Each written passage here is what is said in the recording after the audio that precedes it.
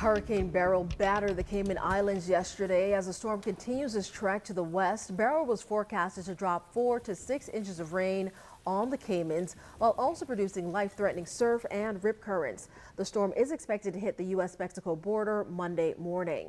Meanwhile, tourists crowded the airport in Cancun, Mexico, looking to leave before Hurricane Beryl's arrival. The storm was expected to hit Mexico's Yucatan Peninsula overnight.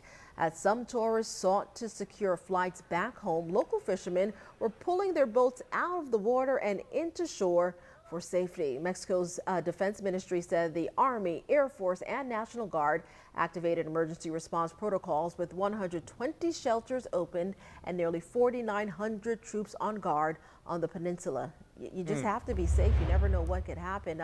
We were mentioning Jamaica just yesterday, keeping an eye on that one. I do have family there. Luckily, everyone's doing okay, but there were 2 deaths reported in Jamaica.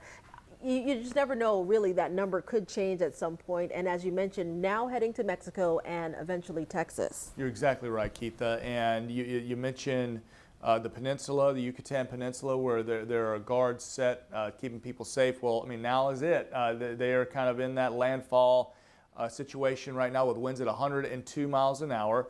The resort areas, we're talking about Cozumel and Cancun, right? And in this area, you see folks evacuating early, getting out of Dodge.